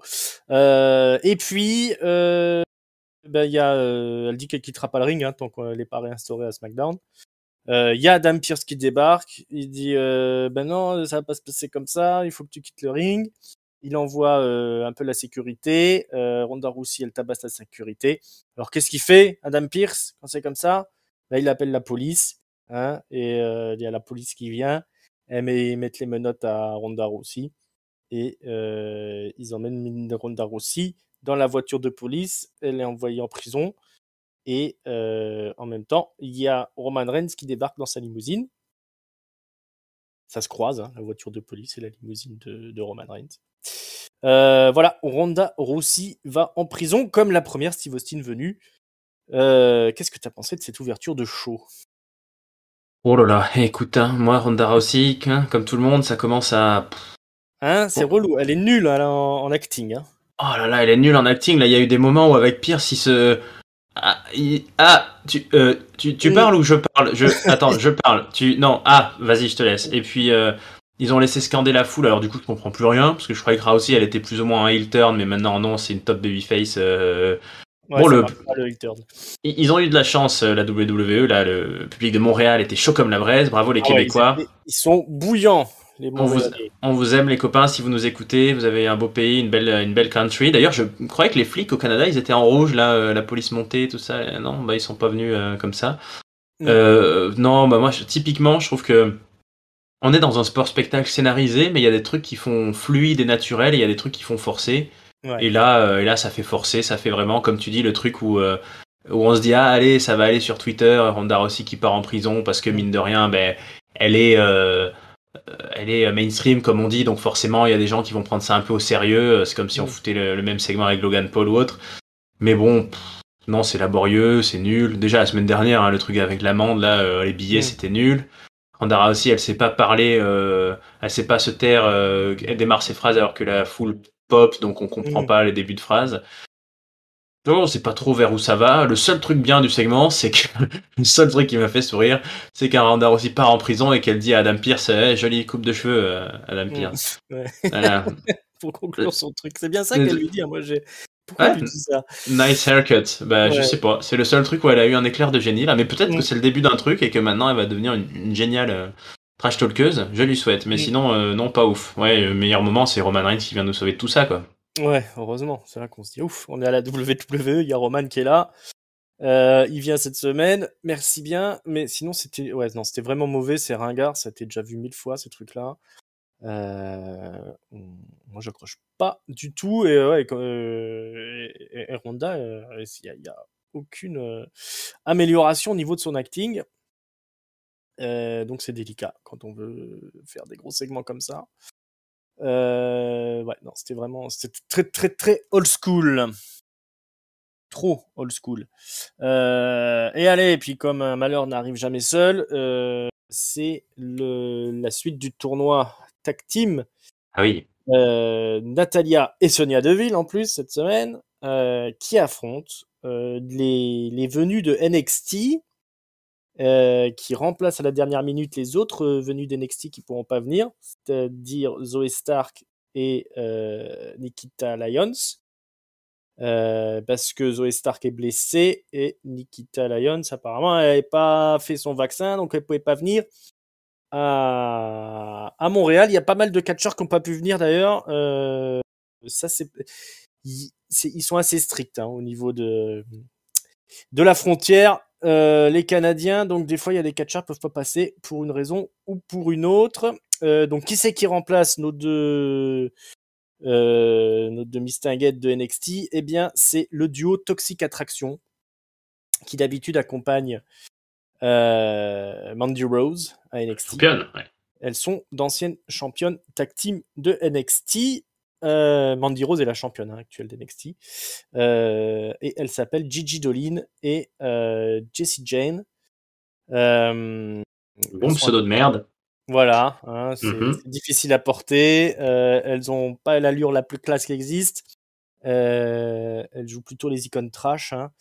Et donc, elles affrontent ce soir, en plus, Natalia et Sonia Deville. Sonia Deville qui est quand même assez nulle dans le ring. Je trouve ça... les bras m'en tombent parfois. Donc, ça se bat et c'est les méchantes qui gagnent à la surprise générale. Donc, enfin les méchantes. Je sais pas si Sonia Deville est gentille en ce moment ou Natalia, mais en tout cas c'est Toxic Attraction qui remporte le match après un enchaînement de prises plus ou moins botchées. Je trouve que Jessie Jane elle s'en sortait pas mal. Gigi Dolin elle galérait un petit peu plus, mais j'ai l'impression que c'est surtout Sonia Deville qui était un petit peu à la ramasse. Natalia faisait ce qu'elle pouvait. En tout cas, c'était bien nul.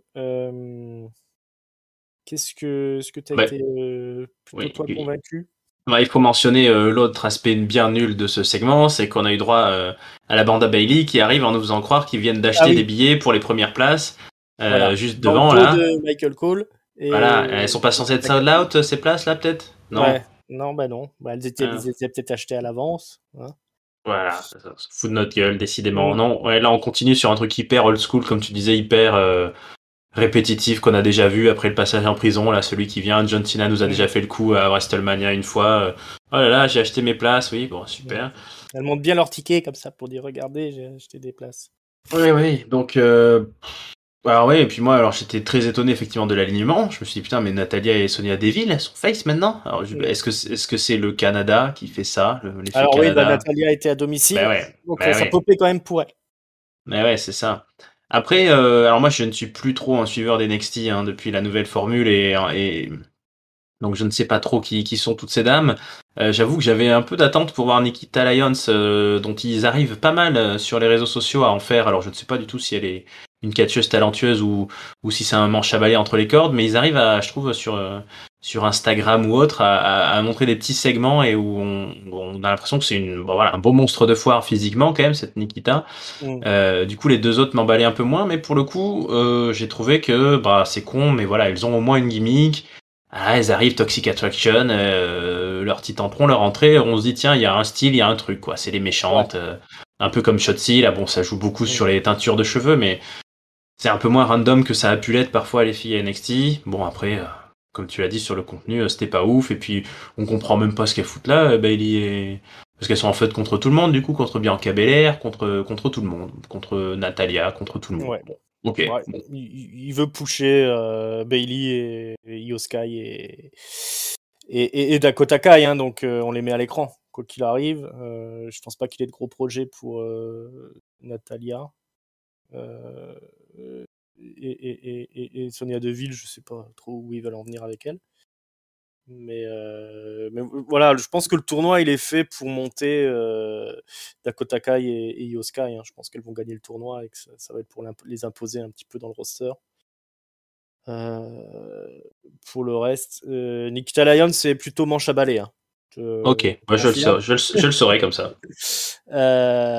Et puis, ouais, bah Toxic Attraction, comme tu dis, la gimmick fonctionne plutôt bien. Donc, bah, on les reverra de toute façon dans le main roster, voir si c'est Bah, ou si ouais, on je les pense. revoit à NXT. Après, pour le coup, Mandy Rose, j'y pensais, je n'ai pas les stats, mais enfin, ça doit être une des championnes les plus longues de l'histoire, non, d'NXT? Ouais, tout doucement, hein, elle est en train de se faire un beau règne, mais ça, c'est encore un des seuls trucs qui marche bien, je trouve, à NXT en ce moment. C'est Mandy Rose. Bah, tant mieux, tant mieux. Tout le reste, c'est nul. Mais bah, du coup, ça la prépare pour un retour hein, éventuel. Alors, je fact-check ça en direct. Si t'arrives à avoir son règne, ouais.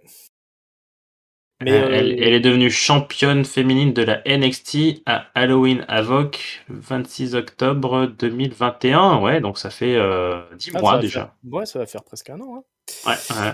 Tout doucement, grosse perf de Mandy Rose à NXT 2.0. Elle a bien fait de descendre parce que sinon, elle serait encore dans les limbes du main roster. Hein, je pense.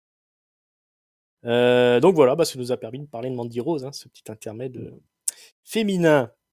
Sami Zayn dans les backstage, il vient il vient voir Roman Reigns. Alors on le reconnaît pas, la sécurité dit mais qui êtes-vous? Bah, il dit je suis Sami Zayn, Montréal Owns, l'enfant du pays, quoi. Laissez-moi rentrer. Donc il rentre et puis il commence à discuter avec Roman Reigns. Roman Reigns lui dit bon alors bah comment que ça va en ce moment et tout parce que il y a pas si longtemps Sami Zayn il s'est pris un Claymore à la place d'un des Usos. Il s'est sacrifié la semaine dernière. Donc il a droit à une petite discussion avec Roman Reigns parce que les Usos sont pas là bizarrement. Donc Sami Zayn il dit ouais écoute ça va mais j'ai un petit problème avec Jay, il est pas sympa, moi je l'aide et tout ça, j'ai pris un super kick dans la face pour le sauver, même pas il m'aurait envoyé un texto et tout ça. C'est pas super cool, il est un peu ingrat et tout ça. Donc quand il voit qu'il a été un peu trop loin, il se calme. Mais Roman Reigns, finalement, il acquiesce. Il dit ouais, t'as raison. Jay, il est un peu ingrat. Hein. Moi, je préfère Jimmy. Jimmy il est plus cool et tout ça. Il va aller se laver les mains. Et il y a son téléphone qui sonne. Et donc Sami Zayn, il répond. Hein. Roman Reigns, il dit tiens, prends l'appel hein, pendant que je suis occupé. Et c'est Jay au téléphone. Sami Zayn répond, sa gueule. Et on apprend que ils sont coincés à comment on appelle ça là, l'endroit à la frontière, voilà, entre les deux pays, trouble at the border comme on dit. Et voilà, donc Sami Zayn prend le message et il est en train tout doucement de monter Roman Reigns contre les Usos, hein, subtilement. Mais Roman Reigns revient lui parler, il lui dit écoute, tu vois Kevin Owens en ce moment, ton vieux pote. Sami Zayn lui dit ouais on se voit de temps en temps hein, on est bien potes et tout et Roman Reigns il lui dit écoute bah tu lui diras que je dois rien à personne moi hein. Que hein, on se souvient que Kevin Owens avait dit que Roman Reigns il lui devait quelque chose et du coup Sami Zayn il dit non mais bon on n'est pas si potes que ça hein, avec Kevin Owens et c'est à peu près comme ça que se termine le segment. On aura un petit peu après un rappel du match entre Gunther et Shinsuke Nakamura où Gunther avait gagné.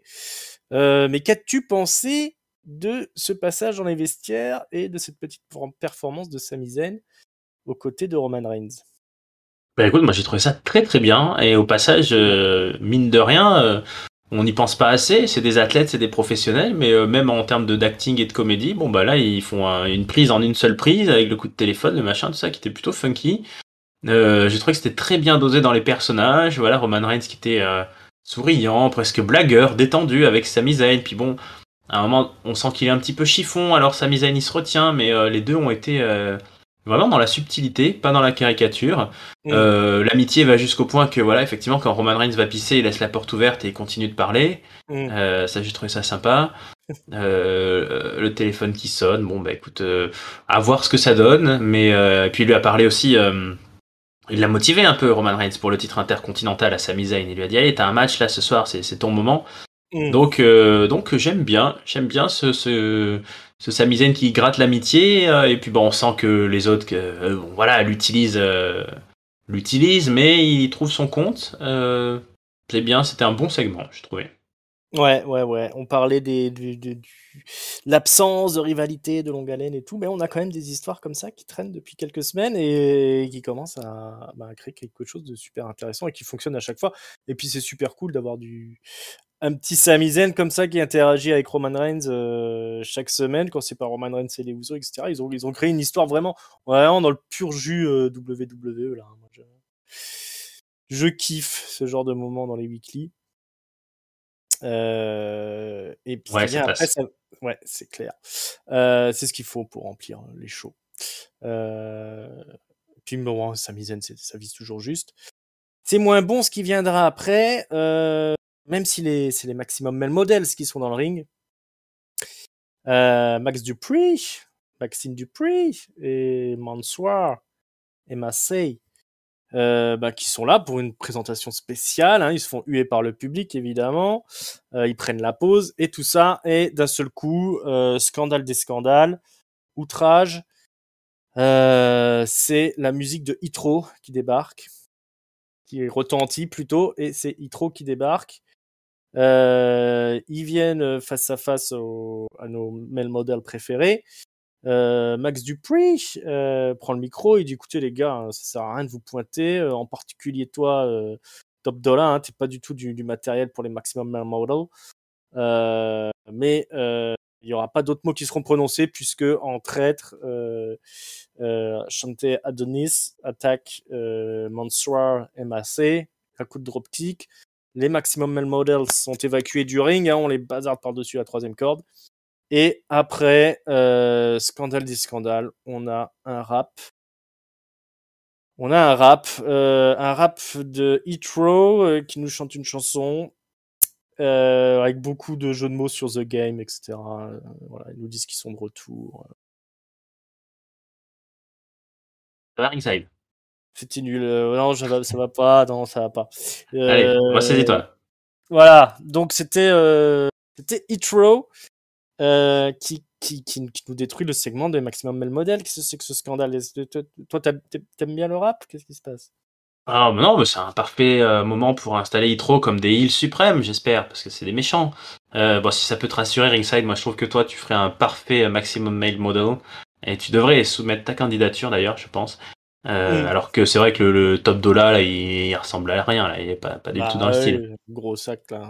Moi, j'attendais que tu fasses ta demande, toi, de ton côté, pour voir un petit peu Ouais, tâter le ouais, terrain. Est-ce que on c'était. devrait, on devrait candidater à deux, tu Hmm. vois, C'est on ça. aurait plus de force. Mais bon, bah, petit événement quand même, c'est la première apparition vraiment sur un ring des Maximum Male Models et avec un Ouais. semblant de catch. Après, on va pas dire qu'on est surpris. La semaine dernière, ils croisaient, comment il s'appelle, la Garza et Carrillo, donc Hmm. on sait bien qu'ils sont partis pour la low card.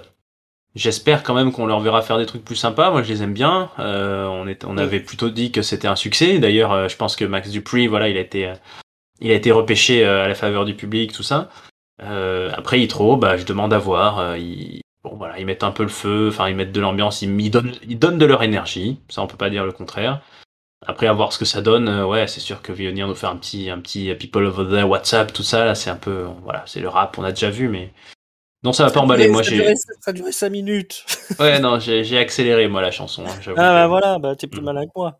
Et voilà, il faut Euh, parfois, il faut user de la non, mais technologie. voilà. Alors, que les maximum male modèles se fassent humilier comme ça, c'est pas vraiment le problème. Mais faut pas nous faire un rap de 5 minutes là. C'est fini le rap, c'est has-been maintenant. Faut passer à autre chose. Hein. On s'en fout des mecs à casquette qui transpirent et surtout ils sont pas bons du tout quoi. Bifab, c'était horrible quand elle commençait à chanter. L'autre c'est pas beaucoup mieux. Non, faut oublier ça, faut plus jamais faire ça, hein, Triple H. Non. Plutôt ce petit segment vidéo Karrion Kross Scarlett qui était bien plus réussi. Avec Karrion Kross qui explique qu'ils avaient tort de parier sur Drew McIntyre et tout ça, que maintenant ça va chier des ronds de chapeau. Non, ça c'était bien mis en scène. Karrion Kross, il a quand même le charisme qui est là, Scarlett aussi. Voilà, ils sont embauchés parce que tu peux faire des belles vidéos avec eux, je pense. Hein. Ah bah franchement, j'ai vu quelqu'un faire le commentaire sur je ne sais plus quel média, mais oui, c'est comme ça qu'il fallait les introduire la première fois. Bah voilà, tout simplement, ouais. Karrion Kross sans Scarlett, bah c'est pas tout à fait la même. Karrion Kross avec un masque sur la gueule, c'était pas ouf. Là c'est bien, là moi il y a une ambiance. Karrion Kross, il a... alors je dis souvent qu'on dirait Victor Crumb, je sais pas si tout le monde a la ref, mais dans Harry Potter, c'est le méchant, celui qu'on voit dans la coupe de feu, là, qui vient de l'attrapeur champion du monde de Quidditch, qui vient de l'école de sorciers qui est dans les pays nordiques, là, enfin, pas nordiques, mais ils sont bulgares, ou je sais pas quoi, enfin bref, les méchants comme ça, très sombres. Ouais, il a une gueule de méchant de film. Hein. Il a une gueule de méchant de film, ça lui va bien d'avoir des cheveux, ça lui va pas mal. Non, moi j'ai bien aimé. Alors Scarlett a un petit peu trop fait de chirurgie sur les lèvres, je trouve c'est un peu dégueu. Ouais, mais c'est toujours problématique quand les femmes font ça. Ouais, elle aurait dû rester naturelle, elle était belle, Scarlett naturelle. Qui a lancé cette mode des grosses lèvres là Ouais, non, c'est un peu dégueu, mais bon, alors espérons qu'elle... je sais pas, il y a un côté avec Scarlett, elle est bien, c'est bien qu'elle soit là, mais ça fait penser à Lana ou à ces femmes voilà, un peu beauté fatale, et pour le moment, je la trouve moins réussie à ce niveau-là qu'elle a pu être Lana quand elle était la vraie manageuse méchante. Mais bon, faut pas voilà, faut faire fi du passé, faut oublier tout ça. Non, très bon segment, ouais. Et puis ouais, ça tombe juste dans l'écriture, c'est ça. Le côté Drew McIntyre, t'as beau dire que t'as été viré 5 ans, t'es un chosen one, t'es un élu, t'es la même chose que Roman Reigns en fait. Ça me plaît, bien. Après voilà, j'ai un peu peur. On verra. Clash of the Castle est dans 2 semaines, mais ils visent Drew McIntyre beaucoup plus que Roman Reigns. Et est-ce que ça fausse un peu ce qui va se passer dans ce match énorme à Clash of the Castle? Est-ce que ça nous spoil ou pas? Je ne sais pas. En tout cas, j'aimerais bien. J'aurais préféré que Drew McIntyre et Roman Reigns soient focus l'un contre l'autre quand même. Ouais, moi aussi. Et que tout ça arrive après Clash of the Castle. Ou le soir même. Franchement, si Triple H voulait faire un gros coup, là, dans un stade à 80 000 personnes, tu faisais venir Karrion Kross et Scarlett. Ouais, mais ça aurait peut-être pu faire flop aussi, parce qu'il est pas si connu que ça, Karrion Kross. Peut-être. Autant tu fais revenir un mec qui est connu, là ça peut pas mort, tu vois, qui est pas attendu pour le show. Un Karrion Kross, ça peut faire un peu quoi. Mais ouais, je vois très bien où ils vont en venir avec Karrion Kross. Je vois très bien le potentiel qu'ils voient dedans. Ça va être à Karrion Kross de pas se planter au moment où il faudra, où il y aura le match crucial où il faudra qu'il montre de quoi il est capable. Mais ouais, on voit avec ce type de segment quel est le but de toute cette histoire. Et je te rejoins quand même que j'aurais bien aimé un McIntyre Roman Reigns où il n'y aurait pas eu d'interférence, parce que concrètement c'est quand même un gros affrontement entre les deux. La dernière fois qu'ils se sont affrontés, moi j'avais vraiment beaucoup aimé. Donc on croise les doigts, et Karrion Kross, prends bien ta place et va pas merder l'opportunité qu'on t'offre là, parce que c'est pas tout le monde, c'est culotté quand même d'envoyer un mec directement dans le main event comme ça. Ça avait fonctionné avec Kevin Owens quelque part, qui avait eu le droit à John Cena d'entrée de jeu. Donc voir si on peut réitérer l'exploit avec Karrion Kross. Il n'y a peut-être pas le talent de Kevin Owens, mais à voir. Non, je sais pas. À l'heure actuelle, pour moi, Kevin Owens c'est bien au-dessus de Karrion Kross, mais comme tu dis, Kevin Owens c'est un talent hors norme, moi je trouve. Oui, mais comme tu dis, là on le met dans les bonnes dispositions, donc c'est à lui de faire bien Et pour moi, c'est ça aussi un truc très important dans le catch. Il faut juger un catcheur si on le met bien dans des bonnes dispos, quoi. Et c'est pour ça que parfois je ne suis pas d'accord, notamment avec notre ami Papy, qui a tendance à vite rejeter au limbe ceux qui ont juste eu un passage en low card. Il y a le catcheur, mais il y a aussi, voilà, si on le met pas trop dans la semoule avec des trucs de merde et des mauvaises idées en lui disant oh, débrouille-toi, au pire t'es pas très important. Non, là voilà, Karrion Cross, à toi maintenant de pas merder parce que on te laisse faire là, t'es en roue libre, c'est cool. Ouais, on voit pas qui, même avec la meilleure volonté, même le plus grand talent du monde, aurait pu s'en sortir lors de sa première venue dans le main roster, hein, Karrion Cross avec son casque de gladiateur là, son costume un peu bizarre. Là, on est dans. Il y a une autre perspective qui s'ouvre pour lui. Mm-hmm.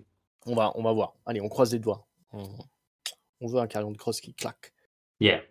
Et en parlant de trucs qui claquent, et ben derrière on a le Fatal 5-Way. J'ai peut-être pas mis assez l'accent dessus, mais on a ce soir un match à 5, pas à 4, mais bien à 5, pour déterminer le nouveau challenger au titre intercontinental pour aller affronter Gunther.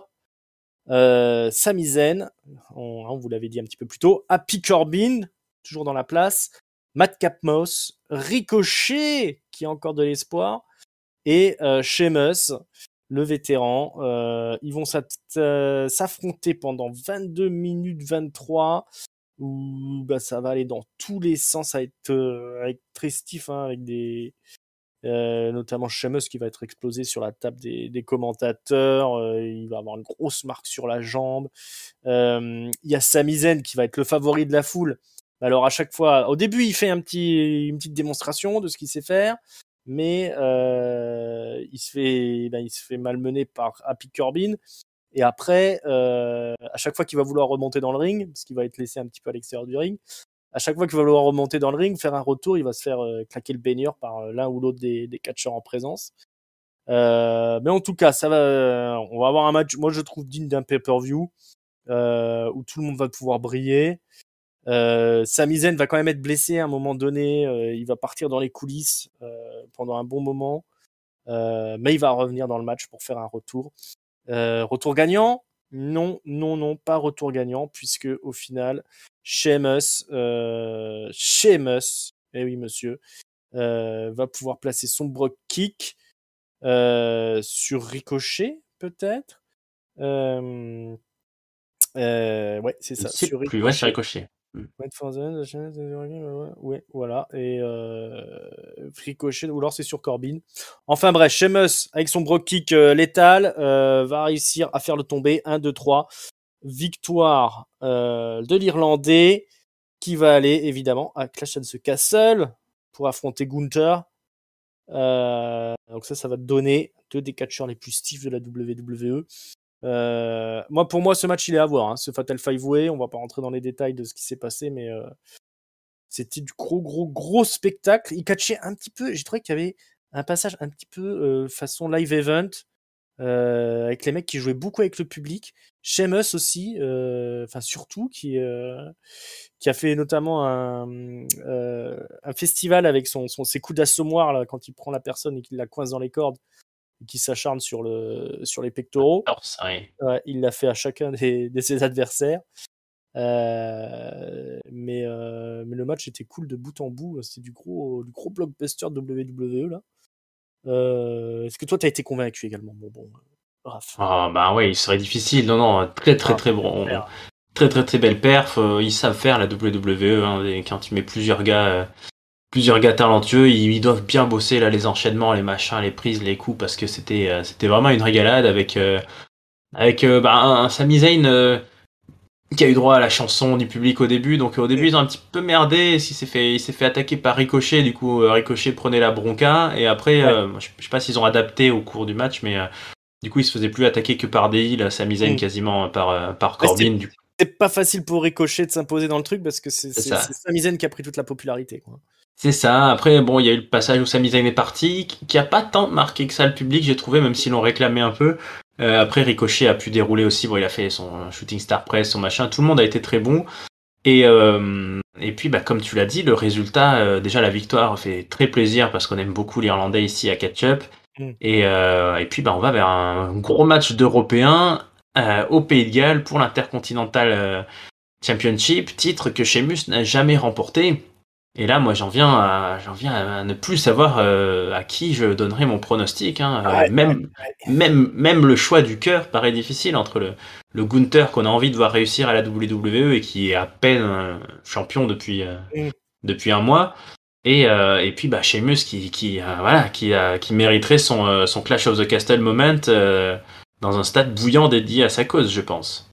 Ouais, comme tu dis. Après, pourquoi pas partir sur une longue rivalité entre Bien sûr. le clan de Sheamus et le clan de Gunther, pour rajouter un troisième homme dans le clan de Gunther. Tout à fait. Non, il y a un très très gros potentiel, moi, sur ce match. Je vais pas trop m'enflammer, mais il y a moyen de faire un des matchs de l'année entre les deux. Le vétéran Sheamus qui, quand même, ces dernières années, il a montré que quand il fallait faire des gros matchs, il était là. Gunther, ça peut être l'occasion pour lui de refaire un des gros matchs dont il a le secret, parce qu'il nous en a sorti aussi des pas mal. À NXT UK, notamment. À NXT. Non, moi, je suis super alléché, moi, par cette affiche. Et, Oui, oui. et puis, je suis plus voilà, que satisfait par le gros Fatal 5-Way là, de foufou. Mhm. Excellent. Excellent. Ouais, non, là, on est dans le top du top de ce que nous propose la WWE. Ce sera pas le cas du segment suivant, qui est l'enterrement viking du New Day. Voilà, donc une vidéo avec les Viking Raiders qui sont déguisés et puis qui disent qu'ils vont enterrer New Day ou je sais pas quoi. Je crois qu'il y a Sarah Logan, voix de dos, qui leur met des peintures de guerre et tout ça, mais c'était zéro, parce qu'il y avait rien du tout à part un vieux montage, comment on appelle ça, un fondu enchaîné entre New Day et des flammes. Ouais, voilà, ils ont brûlé du merchandising. Ouais. Et ils ont brûlé des boîtes de céréales et des t-shirts sur un petit ballot de paille. Mm. Bon, bah, voilà, il y a des gens, ils se cosplay tous les week-ends et c'est bien gentil, hein. Là, c'est bien ce qu'ils font le week-end, les Viking Raiders. Mais ouais. On est content pour eux. Ouais, ça doit être sympa. Faudrait je sais pas, qu'ils organisent une soirée, qu'on puisse venir, quoi. Ouais, Mais je sais pas sinon, trop, vu ouais, l'ambiance. ouais, ça avait l'air un peu mort quand même. Ils ont pas l'air d'écouter de la trop bonne musique. Ça doit être Mm. encore des trucs celtiques à la con, là. Ouais, attends, moi je viens du festival interceltique de Ah oui, Lorient, là, depuis 10 jours j'ai donné, je connais le Celt. Alors, on ouais, n'a pas eu beaucoup de feux comme ça, hein.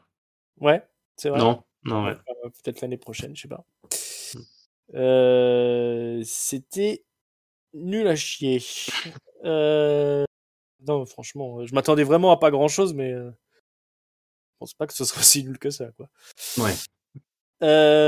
Shayna Baszler, on sait qu'elle doit affronter Liv Morgan. Eh bien, ce soir, qu'est-ce qui se passe? Je ne sais plus. Et Liv C'est Liv Morgan a Morgan qui battu affronte Shotzi. Ouais. Shotzi. Voilà, Liv Morgan affronte Shotzi, elle l'a battu. Il y a eu des petites interviews backstage sans intérêt.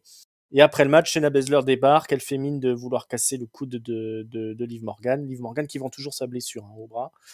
Mais Shayna Baszler lui dit: je te casse pas le bras tout de suite, je te le casserai à Clash at the Castle.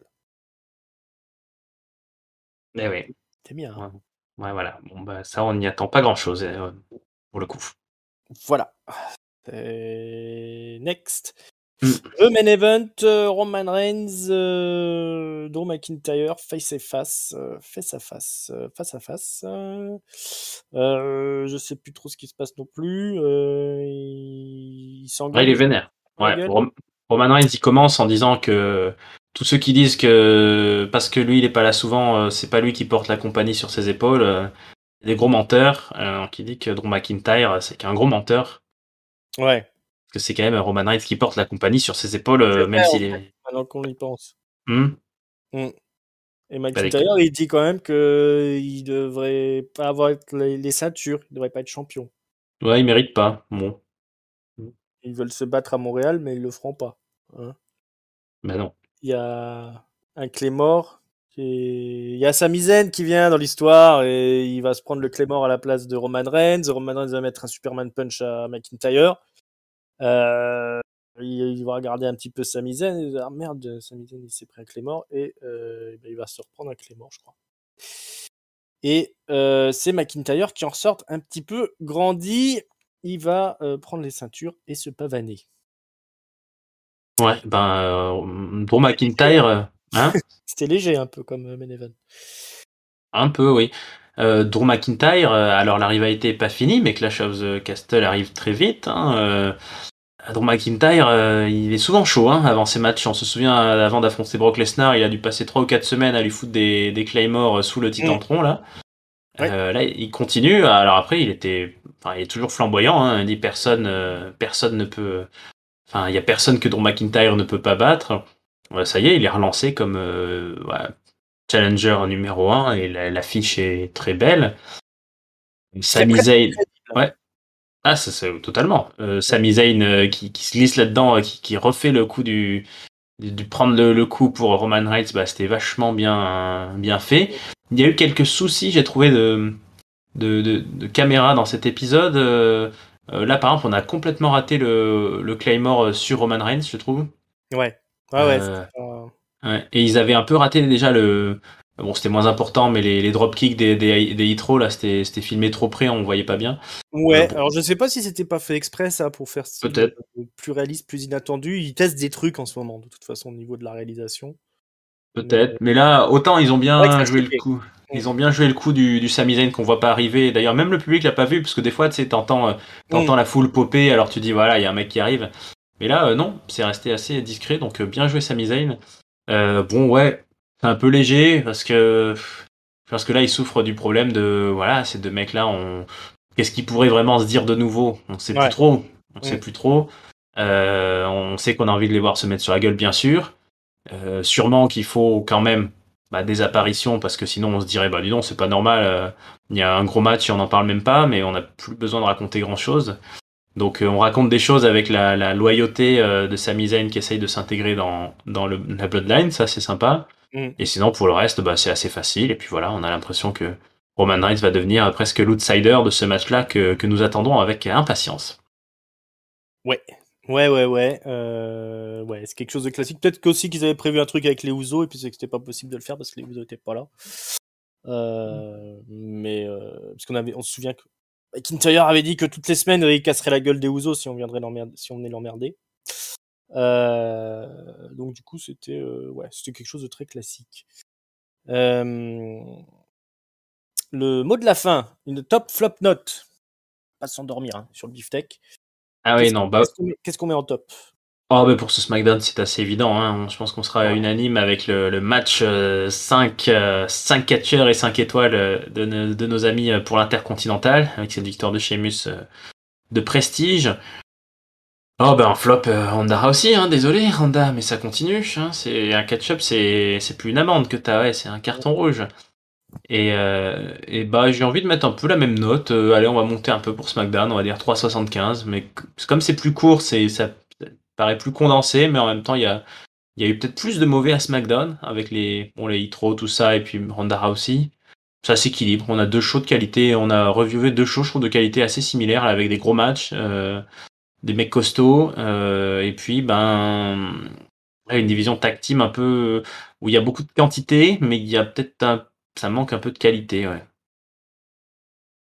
Ouais, je vais être plus méchant que toi. Alors je vais quand même monter jusqu'à 2,5 pour le show. Ah ouais. Mais essentiellement pour le Fatal 5-Way, qui était Mhm. digne d'un pay-per-view, mais je trouve que tout le reste du show, c'était nul, quoi, en fait. Toute la division féminine, c'était nul. Hitro, c'est le scandale du siècle, alors plus jamais ça. Et les Viking Raiders, c'était nul aussi. Le main C'est event, vrai. c'était pas exceptionnel. Pas du tout exceptionnel non plus, du tout même. Voilà. Donc heureusement qu'il y avait la foule de Montréal qui était à bloc, Sami Zayn et le Fatal 5-Way qui était énormissime. Mais c'est ça aussi la WWE. Hein. Des fois, il suffit d'un match pour faire la C'est ça. différence dans un weekly. Donc du coup, voilà, je suis pas parti en crachant par terre, mais Mais en gros, là, hormis le Fatal 5-Way, il n'y a rien qui était bon. On serait, ouais, voilà. On serait à l'époque de Vince McMahon, on dirait que ce serait un scandale. Là, ça n'a l'air d'inquiéter personne. Hein, de ce que je vois, hein, des retours que j'ai sur les réseaux sociaux et des choses comme ça. Donc ça prouve bien que la WWE, elle a la hype en ce moment et qu'elle peut tout se permettre. On s'en fout. En tout cas, bon, la mission est quand même accomplie parce qu'on est quand même hypé pour Clash at the Castle, hein, même si c'est pas pour tout de suite. Et on va continuer à vous faire la review de ça dans les semaines qui viennent. Flop, il va à Itro, hein, au cas où vous auriez pas compris. Voilà, mon bon Raph. Merci beaucoup d'être venu. Ce fut un plaisir. Écoute, Ringside, 2 shows en un, voilà, c'est de la qualité. Hein. Nous, on est toujours partant, parfois un petit peu en retard, mais toujours au top. Ouais, on arrive toujours à vous débriefer tout ça. Le 1200e épisode, hein, c'était de ce matin. Ah ouais, quand même. On parlait pas mal pendant le show, mais il n'y avait rien de spécial pour le coup.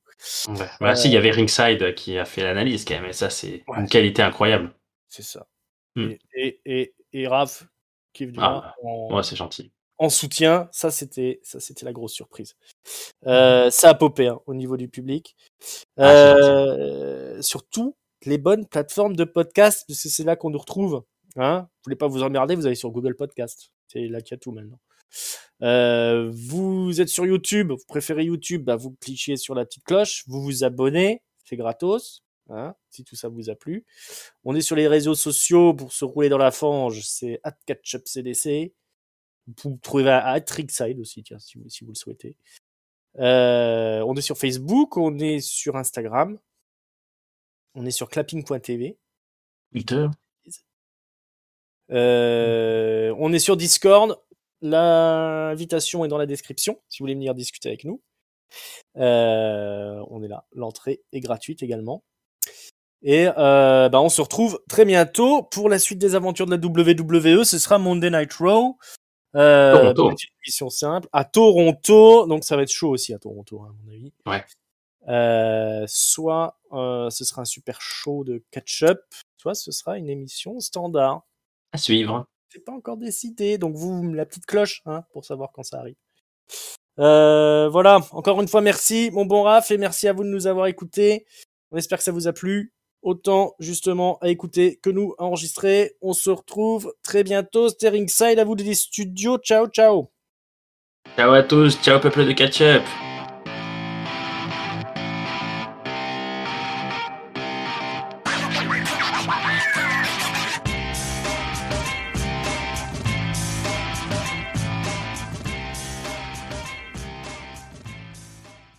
C'était pas une masse à faire. Hein. Ouais, c'était un gros morceau, comme dirait notre ami Tonton quand il retrouvait une boulette derrière le canapé.